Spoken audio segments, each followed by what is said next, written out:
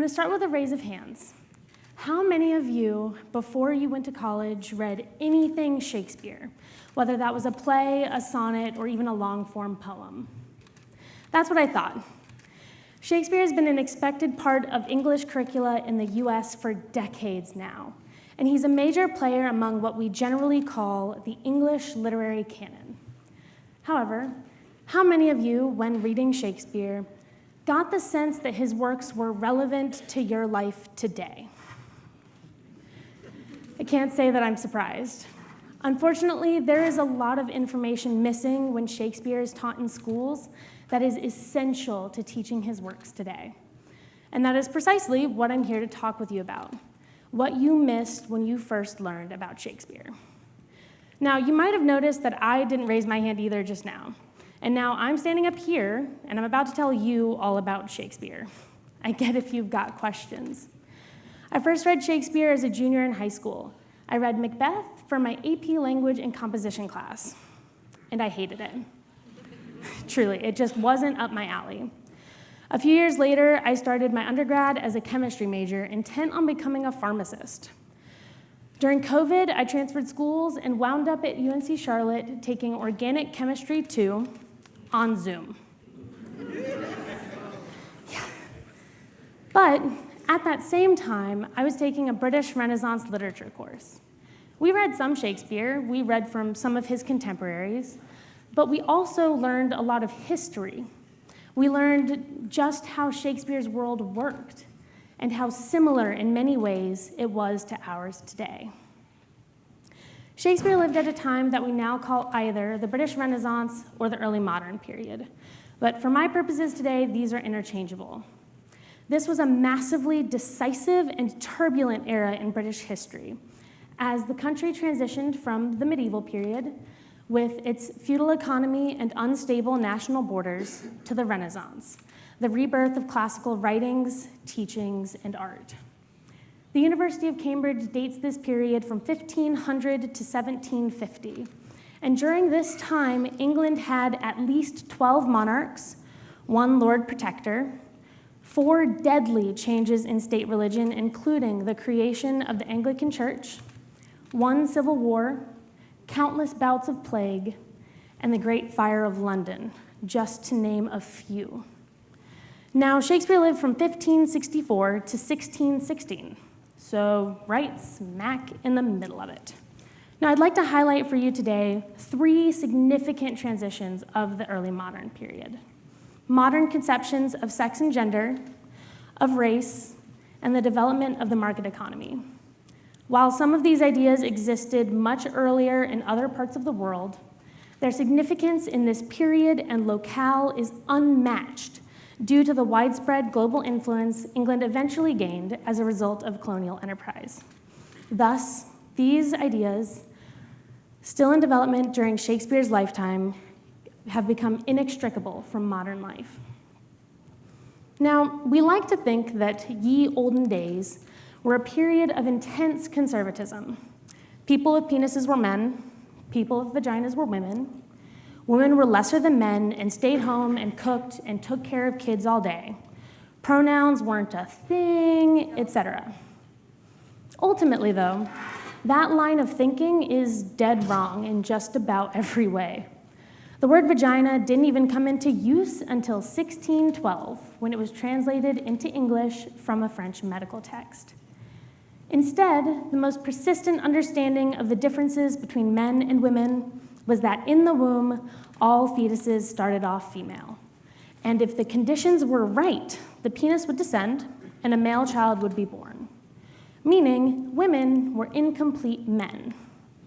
But that's not where the story ends. Being a man or a woman in the early modern period was much more than your genitals. It was an effort of will. And if you did not adequately perform your gender, there was a non-zero chance that your given genitalia would descend or retract, and you would literally become the other sex. Now, this idea is important for Shakespeare and for us in a couple of ways. If your high school teachers never told you, you should probably know. Shakespeare was obsessed with sex, sexuality, and gender. the ways that it is fluid, performative, and pervasive. A perfect example of this is the fluidity and performativity of gender in Shakespeare's 1601-ish play, Twelfth Night. It's not a play that most people read, so to offer you a very brief summary. Viola thinks her twin brother is dead. He thinks she is dead. Everyone thinks that she is her brother, and everyone thinks her brother is her. Shenanigans ensue. Now, everyone thinks that Viola is her brother because upon arriving in Illyria as an unaccompanied young woman, Viola disguises herself as a eunuch named Cesario and vies for employment from the local Duke Orsino, with whom she shortly thereafter falls in love with. Eventually, upon revealing her true identity as a woman, Orsino immediately claims her hand in marriage. But there's a catch. Orsino turns to Viola, still dressed in men's clothing, and says, "Cesario, come, for so you shall be while you are a man. But when in other habits you are seen, Orsino's mistress and his fancy's queen." Being dressed as a man thus makes Viola a man, even after her true identity has been revealed and her hand claimed in marriage. Orsino cannot see her as a woman until she performs womanness. Now, there's an additional catch here, though. If Orsino cannot see Viola as a woman until she performs womanness, then there is something decidedly homoerotic about this engagement. Orsino must have been attracted to Cesario first. Otherwise, his immediate engagement comes from way out of left field. Now, it's easy for someone today to hear this and jump to the conclusion that Orsino is gay or otherwise non-straight. However, the idea of being gay, the idea that someone could be homosexual, simply didn't exist yet. While sodomy was illegal, it had an incredibly broad definition, including bestiality, buggery, and non-productive heterosexual sex.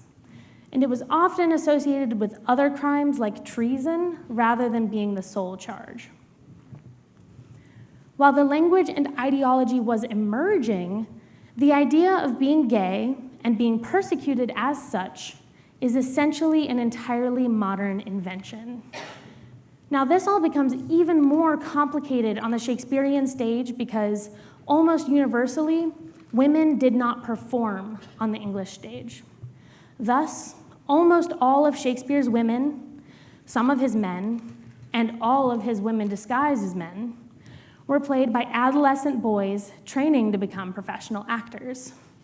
So when we're thinking about how your gender performance potentially defines your sexual identity, things get a little tricky. While ideological beliefs about sex and gender have shifted and changed throughout the years, in the Western world, the foundational belief that there is a complicated relationship between your genitals and your gender starts here. It's something to think about when people assume that just because Shakespeare is canonical means that he's traditional. Now, similarly to sex and gender, race is a complicated and fluid idea that only just begins to take the shape we know today in this period. Don't get me wrong, racist things were said and done, but it wasn't always the color of a person's skin that would put them at risk. Religion was a much more contentious point than race was. As I said earlier, between 1500 and 1750, the official religion of England changed several times, and each time thousands of people died as a result of their faith. However, the closest thing we would find today, in the early modern period, to modern forms of race and racism is truthfully the treatment of Jewish people and the Irish. Jewish people were denigrated in English dramas and threatened with arrest or worse if they practiced Judaism on English soil. Meanwhile, the Irish were victim to years of ethnic cleansing at the hands of the English. For Black people, on the other hand, and there were Black people in England at the time, they were more so thought of as curiosities than threats. Some people thought that Africans were black because of their persistent sun exposure, a theory called heliotropism. Others thought that it was maybe a curse from God for the wickedness of their shared forefather Chus, son of Ham, in Genesis. Some thought that it was perhaps a disease. Now, at this period, England had only just begun to fund international expeditions and to attempt overseas settlements.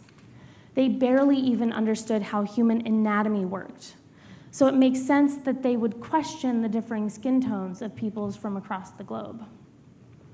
While stereotypes, assumptions, and troubling theories existed around Africans and other non-white peoples, it doesn't stop Othello from being a well-regarded military leader, nor Iago from being one of the most frightening and repugnant villains in the Shakespearean canon.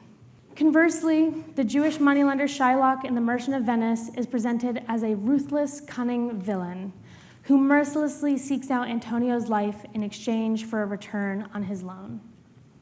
It is from this point onwards, as England fought to join Spain, France, and Portugal in their lucrative plunderings of the New World, that the English began to formulate a more recognizably modern conception of race and racism that was transported to the New World and then trafficked throughout the rest of the globe.